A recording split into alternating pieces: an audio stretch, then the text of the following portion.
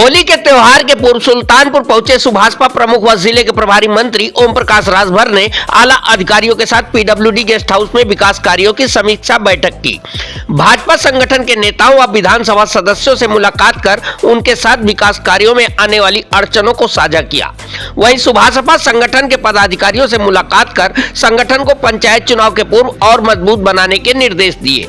Media के सवालों पर जहां उन्होंने बेबाकी से अपनी राय रखी, वहीं जिले में विकास कार्यों की गड़बड़ियों को लेकर न सिर्फ बचते नजर आए बल्कि जिम्मेदार अधिकारियों के साथ साथ उसमें शामिल नेताओं का भी बचाव किया। दरअसल होली त्योहार के 3 दिन पूर्व प्रभारी मंत्री जिले में आ धमके और पीडब्ल्यूडी गेस्ट हाउस में जिले के आला अधिकारियों को बुला लिया। उनके साथ बंद कमरे में बैठक की। हालांकि उन्होंने अपनी समीक्षा बैठक को लेकर कोई बयान नहीं दिया। यही नहीं, उन्होंने जिले के भाजपा के चारों विधायकों विनोद सिंह, राजप्रसाद उपाध्याय, राजेश गौतम व सीताराम वर्मा से भी मुलाकात कर मंत्रणा की। इस दौरान जिला पंचायत अध्यक्ष उषा सिंह, नगर पालिका अध्यक्ष प्रवीण कुमार अग्रवाल व शिव कुमार सिंह से भी उन्होंने विकास कार्यों को लेकर चर्चा की। वहीं जिले में पहुंचने पर जिलाधिकारी कुमार हर्ष, एसपी चारू निगम, एसडीएम सदर विपिन कुमार द्विवेदी, सौरभ सामंत क्षेत्राधिकारी नगर ने उनका स्वागत किया। मीडिया से रूबरू हुए ओम प्रकाश राजभर ने शराब घोटाले में केजरीवाल सहित तमाम लोगों के बरी होने पर कहा, सीबीआई, ईडी स्वतंत्र एजेंसियां हैं, शिकायत मिलने पर वह कार्रवाई करती हैं। इसमें सरकार का कोई लेना देना नहीं है। यदि सरकार कोई मुकदमा लिखाए या पक्षकार बने तो सरकार दोषी है। किसी मामले में एजेंसी केस दर्ज कर जांच करे और न्यायालय में सबूत न दिखा पाए तो एजेंसी दोषी है, न कि सरकार। वहीं उन्होंने ऐसे अधिकारियों के खिलाफ कार्रवाई पर सहमति जताई। शराब घोटाले में आए निर्णय पर अखिलेश यादव के नैतिक मृत्युदंड वाले बयान पर ओपी राजभर ने कहा कि जब आदमी सत्ता में के बाहर होता है तो ऐसे ही बयान देता है। समाजवादी पार्टी की सरकार में 1990 में शंकराचार्य पर लाठियां बरसाई गई थी। सत्ता में रहने वाले संविधान की शपथ लेकर काम करते हैं। कानून और संविधान की रक्षा करना सरकार का दायित्व है। शंकराचार्य मामले में अपनी राय रखते हुए ओपी राजभर ने कहा कि शंकराचार्य का कार्य जिस धर्म के हैं उनका प्रचार प्रसार कर लोगों को धर्म से जोड़कर रखना है। एक मुख्यमंत्री से लड़ना, उनके खिलाफ बयानबाजी करना, प्रधानमंत्री के खिलाफ अनर्गल बयानबाजी करना उनका काम नहीं है।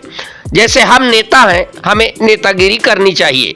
जो जिस क्षेत्र में है उसे वही काम करना चाहिए। नगर क्षेत्र में करोड़ों की लागत से बन रहे सरकारी गेस्ट हाउस पर उच्च न्यायालय द्वारा स्थगन आदेश दिए जाने के सवाल पर न सिर्फ ओपी राजभर जिले के जिम्मेदार अधिकारियों का बचाव करते नजर आए, वहीं भाजपा के जिम्मेदार नेताओं की जवाबदेही तय करने से भी बचते नजर आए, बल्कि पलटवार करते हुए न्यायालय को भ्रमित कर छद्म रूप से स्थगन आदेश प्राप्त करने की बात भी कही। उन्होंने कहा कि सब चीजों का धीरे धीरे इलाज हो रहा है। योगी की सरकार में लीकेज धीरे धीरे बंद किए जा रहे हैं। मीडिया के कई सवालों पर उन्होंने अपने जवाब दिए। आइए सुनते हैं। देखिए, चाहे वो सीबीआई हो, चाहे ईडी हो, ये स्वतंत्र एजेंसी है। जब उसको मालूम होता है कोई चीज बात लगती है, कोई एप्लीकेशन देता है तो वो जांच करती है। अब वो विषय सीबीआई और ईडी का है, उससे सरकार से क्या लेना देना है। सरकार अगर कोई मुकदमा लिखवावे, पक्ष सरकार बने, तब तो सरकार दोषी है। जब खुद एजेंसी मुकदमा लिखा रही है, एजेंसी जांच कर रही है, अपना एजेंसी अगर वहां कोर्ट में अपना दावा जो सबूत नहीं पेश कर पा रही है तो उसका दोष है, सरकार का क्या दोष है। क्यों नहीं होनी चाहिए? ऐसे अधिकारी अगर भ्रष्ट काम कर रहे हैं तो कार्रवाई होनी चाहिए। हम इसके पक्षधर हैं। मंत्री जी, जैसे अभी अखिलेश यादव का इसी पे ट्वीट है, शराब घोटाले में जो केस बंद किया गया है उस पे उन्होंने कहा है कि ये एक तरह से नैतिक मृत्युदंड समान है, और उनके इस बयान को किस तरह से देखते हैं? देखिए, जब आदमी सत्ता से बाहर होता है तो इसी तरह के बयान देता है। 1990 में शंकराचार्य के खिलाफ जो लाठीचार्ज हुआ था, किसकी सरकार थी? सत्ता में थे न तब। तो सत्ता में जब कोई भी रहता है तो संविधान की शपथ लेके काम करता है, कार्रवाई करता है कि हम संविधान की शपथ लेते हैं, हम संविधान के दायरे में कार्रवाई करेंगे। तो मैं उस बयान पर, जो माननीय अखिलेश जी का बयान है, उस बयान पर मैं फिर कह रहा हूं, वो सीबीआई और ईडी स्वतंत्र एजेंसी है। वहां कोई भी जांच करने के लिए कोई भी दे तो वो जांच करती है। वो अपना साक्ष्य सबूत पेश करे, न्यायालय में अपना पक्ष रखे, उसके पक्ष में होता है, उसके पक्ष में तो फैसला न्यायालय का होता है। शंकराचार्य जी को लेकर संत समाज भी एक तरह से खेमे बंदी हो गई है। एक तरफ शंकराचार्य हैं और तमाम साधु संत हैं, और उस पर सरकार ने भी अभी स्टे कर दिया है उनके अरेस्टिंग पर, और ऐसे सनातन का नुकसान हो रहा है इसमें, और इसको किस तरह से देखकर कैसे भरपाई होगी इसके कि सनातन का कोई नुकसान नहीं है, पहली बात। दूसरी बात कि शंकराचार्य जिनकी चर्चा आप कर रहे हैं, क्या वजह है कि उन्हीं के खिलाफ समाजवादी पार्टी की सरकार में भी मुकदमा पंजीकृत बनारस में हुआ था, लाठीचार्ज हुई थी? क्यों हुआ था? शंकराचार्य का काम होता है जिस धर्म के होते हैं उस धर्म का प्रचार प्रसार करना, लोगों को उस धर्म से जोड़ना, ये काम होता है, न कि मुख्यमंत्री से लड़ना, मुख्यमंत्री के खिलाफ अनर्गल बयानबाजी देना, प्रधानमंत्री के खिलाफ अनर्गल बयानबाजी देना। आप जिस महकमे में है आप उस महकमे में उस उधर काम करिए। क्यों कर रहे हो ऐसा? अब उन्हीं से पूछिएगा तो बताएंगे। हमारा जब मानना है, हम तो यही जानते हैं, अगर हम नेता हैं तो हमको नेतागिरी करनी चाहिए। अब हम डीएम का पावर तो नहीं इस्तेमाल कर सकते, हम एसपी का पावर तो नहीं इस्तेमाल कर सकते। अगर मुझे डीएम का पावर इस्तेमाल करना है तो मुझे आईएएस बनना पड़ेगा और जिले में चार्ज लेकर के डीएम बनना पड़ेगा। क्या मानते हैं कि शंकराचार्य जी को राजनीतिक मैदान में उतरना चाहिए? उसी तो खुला मैदान है, कोई भी उतर सकता है। अभी एनसीईआरटी इसी लाइन पर बात कही ना कि उनको आईएएस बनना चाहिए, इस करके तो वो संत समाज छोड़ करके। मेरा कहने का तात्पर्य है कि जो संत महात्मा हैं, अगर वो मुख्यमंत्री के खिलाफ, प्रधानमंत्री के खिलाफ बोल रहे हैं तो वो अपने दायरे से हट करके बोल रहे हैं ना। उनका दायरा जो है उस धर्म के प्रचार प्रसार का है, लोगों को उस धर्म के प्रति जागृत करने का है, न कि राजनीति में आकर के मुख्यमंत्री प्रधानमंत्री के खिलाफ बोलना है। देश और राष्ट्र के हितों को लेकर के शंकराचार्य पीठ से अक्सर बयान आते रहे हैं, तो क्या इस बार बयान वो खिलाफ हो गए सत्ता के? नहीं, सत्ता के खिलाफ बयान, सत्ता के खिलाफ क्यों? सरकार ने आपका क्या नुकसान कर दिया?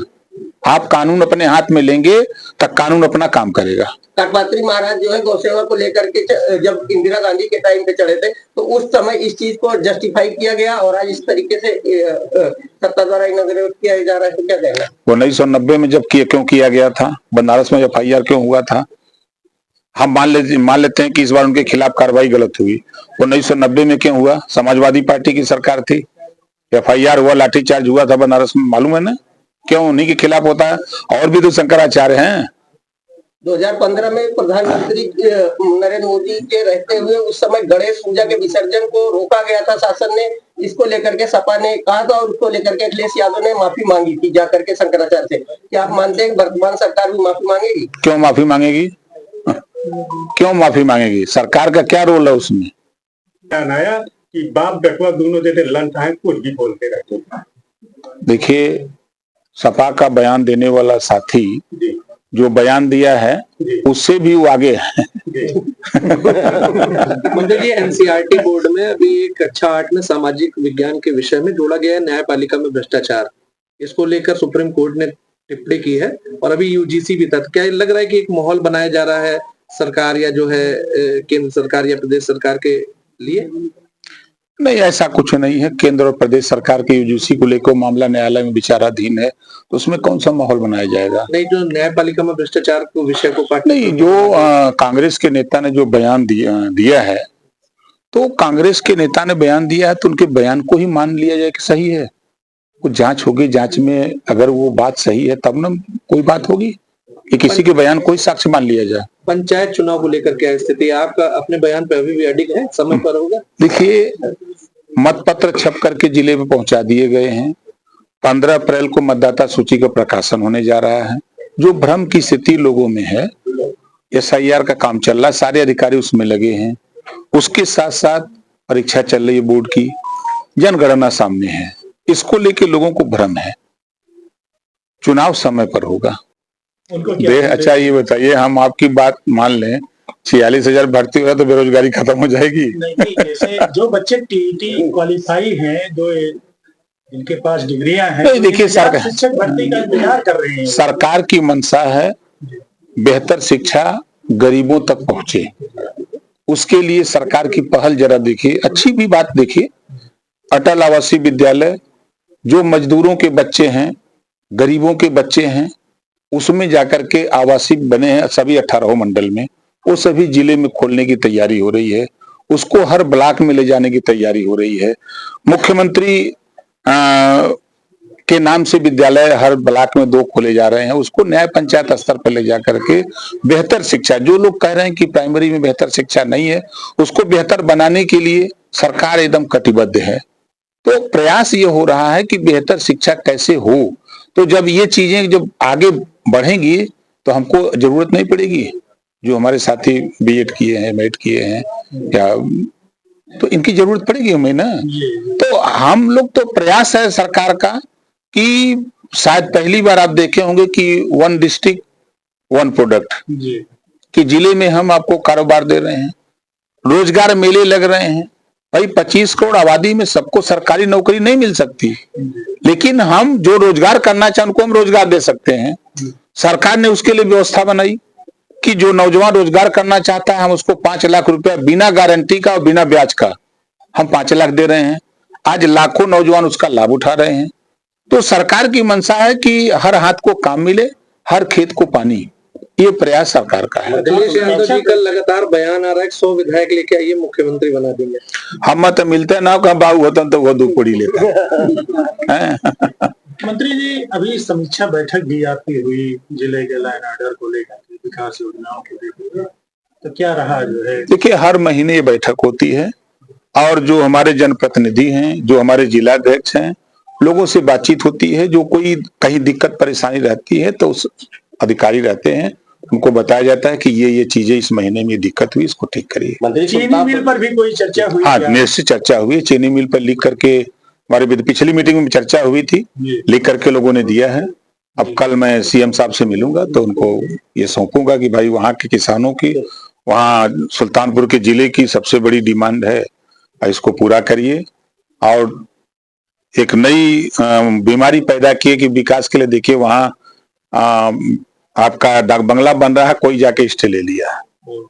आप बताइए कि वहीं बगल में जुडिशियल हक्का है, वहीं तमाम ऑफिसें बनी हैं, उस पे नहीं कोई रोक है। जब आपको रोकना था तो जब वो जमीन अलाट के पहले जो है उसमें जो है, क्या आप मानते हैं प्रशासन की बड़ी चूक हुई है उस मामले में? कोई चूक नहीं, मुकदमे को लेकर नहीं आप मुकदमे को छुपा करके नहीं, ऐसा कुछ नहीं, ऐसा कुछ नहीं है। उसी आधार पर अरे भाई हमारी बात तो देखिए, अब आप गाली दीजिए, एक बात मैं कह रहा हूँ, आप गाली दीजिए, हम चुपचाप मार के सुने, हमको भी तो जवाब देना चाहिए। भाई आप गाली क्यों दे रहे हो, सवाल है ना। उन्होंने वो स्टे ले आए तो उसी नंबर पे अगर पहले से बना हुआ है सरकारी भवन, तो फिर जब पहले सरकारी भवन बना हुआ तो फिर स्टे किस बात की है? ये तो छुपा करके नहीं, कोर्ट में लोग छुपा करके अपना काम कर लेते हैं, तो उसकी भी दवाई है, हर मर्ज की दवाई है। मंत्री जी, आपका जिला है कुछ नया कुछ ले आ रहे हैं? हमारा जिला बनारस है। अरे आप प्रभारी हैं। हाँ, ये बात सही है। देखिए यहाँ देखिए, पहली बात अगर आप देखेंगे तो जो लीकेज वाले थे उसको खत्म किया गया। जो पेंशन की योजनाएं थी, आप देखिए अगर सरकार की तुलना किया जाए तो सपा की गवर्नमेंट थी तो 300 रुपया दिव्यांग, जिसके पास ना हाथ गोड़ मुंह नकुला नहीं था उसको 300 देते थे, और जिसके पास हाथ गोड़ मुंह नकुला था उसको 500 देते थे। भेदभाव सरकार में ही होता था।